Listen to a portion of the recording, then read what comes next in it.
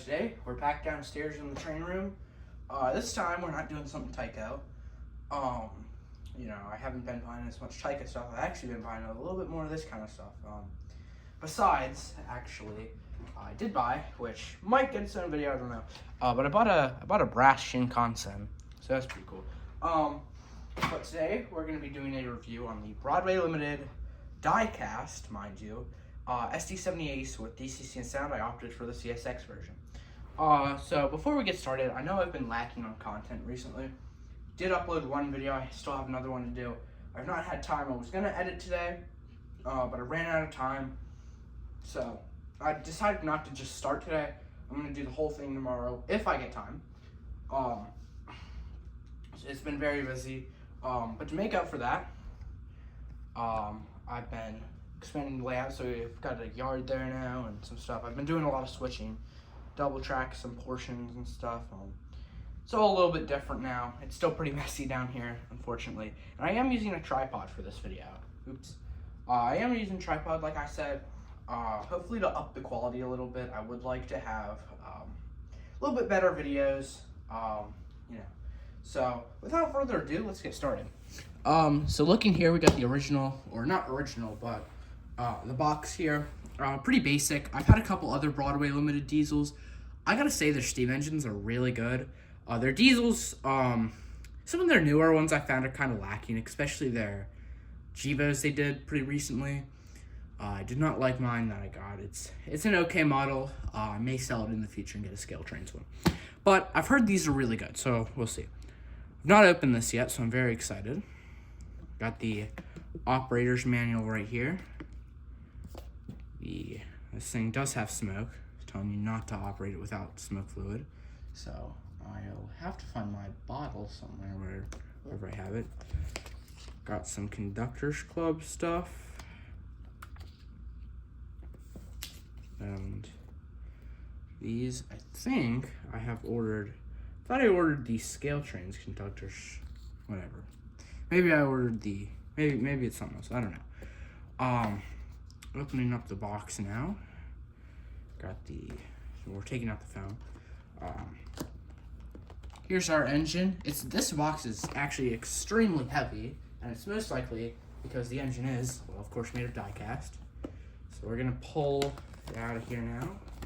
Just kind of do that off camera, it's kind of hard to not get myself in the camera. All right, and there we go. So, pretty basic packaging. Just got that foam slip. It's actually kind of hard to pull out. It doesn't feel like it's been put in there properly. All right. Now we're gonna open this. There go the sides, of course. Our little dropper for smoke fluid. It's nice they included that. And wow, this thing is heavy. All right. Let's take off the foam or plastic, and just taking a first feel of this thing. This is extremely heavy. This might weigh about 3 times as much as an Athearn Gevo. And those things are pretty good engines. But this is super heavy. I mean, the body's made of diecast. The handrails, the handrails are a little thick and the detail's a little bit lacking. But it's still such a great engine. I think, so far for the price, I think this has been pretty worth it. So, we're going to take out the foam here. Just take a first look. I'm trying not to mess up these handrails because they'll still bend. Yeah, that is such a nice looking engine. Take off this back foam here. Wow. I really like how, how they decided to do this all-in diecast, because this really ups the quality of the engine, If this was a regular plastic model, I would say this is definitely not worth the price, and just to go with the Athearn ones. And the Athearn ones are still pretty good. They do have a lot more detail than this does. This is missing the red MU hose, or not MU hose, whatever it is. But they're very, very hefty engines. I might actually have to get myself a second one.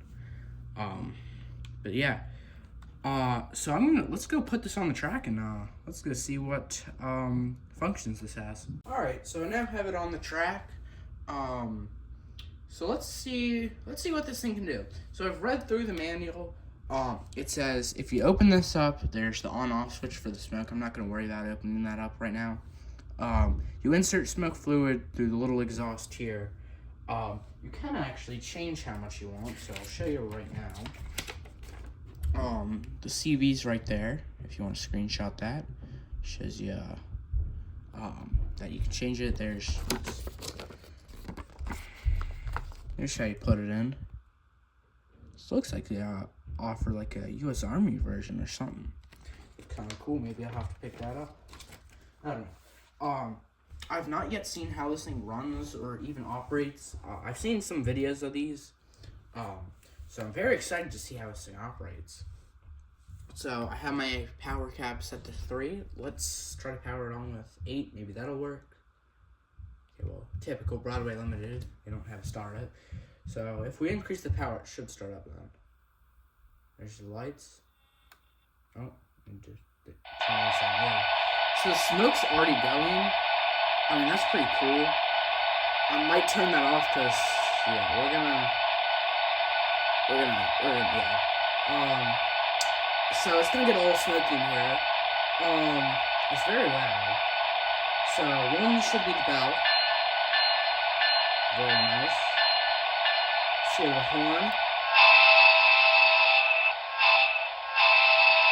Not the best, so I'm gonna try the other horn here in a minute. So let's back this up.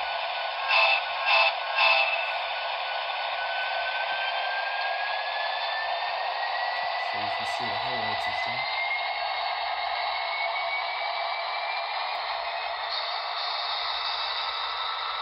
One's very smooth.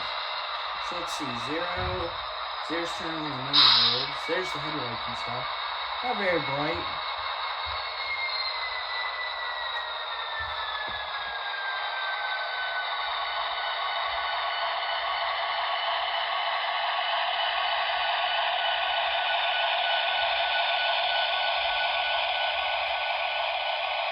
Yeah, it runs like a dream. This is such a great running engine. Yeah, I really like this. It runs very smooth. I thought this would, not run the best, considering it's a diecast engine. A lot of diecast stuff is older. But I mean, it's a new engine. It runs very smooth. I just can't wait to see the pulling power. So I'm gonna get some cars hooked up, and we're gonna see if this just one engine can pull my whole train. And I'm sure it will. Alright, so I've got all the cars on the track. I programmed the address for the engine. I was off camera too. And just to give you kind of a perspective of how huge this train is, this takes up 2 whole car cases. Usually I have about 2 engines pull this. 2 or 3, it just depends.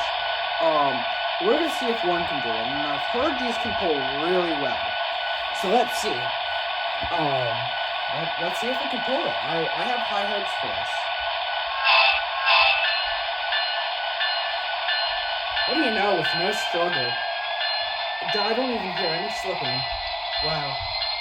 That is a really good engine. Let's just let this full train pass just so you can see the scale. Because this takes up like half my way out here. See, I'll show you increasing the power. No slipping.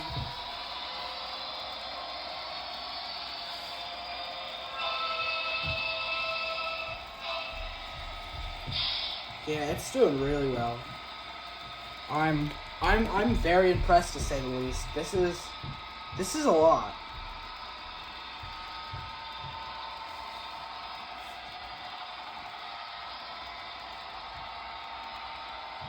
Alright, so let's go get some more shots of it running around the layout.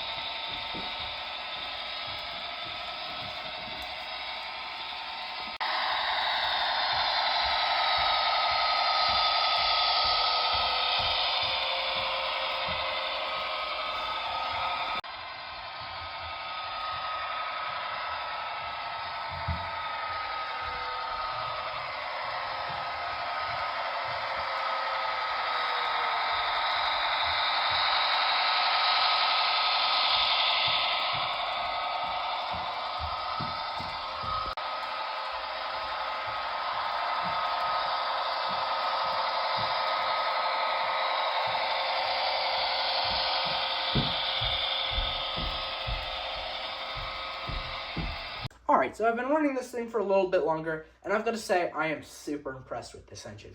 It still runs very well, especially after pulling this super long train.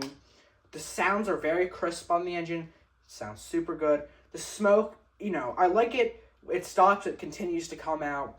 When it's going, it continues to come out, and you can adjust it, which is something that you don't see a lot in a lot of other engines.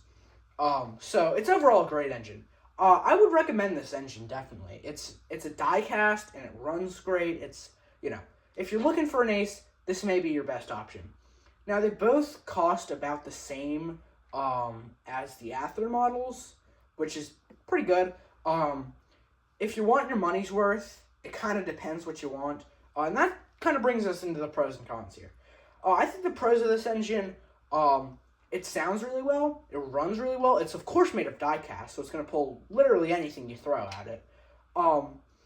It has smoke, which is not something you see in a lot of other manufacturers' stuff.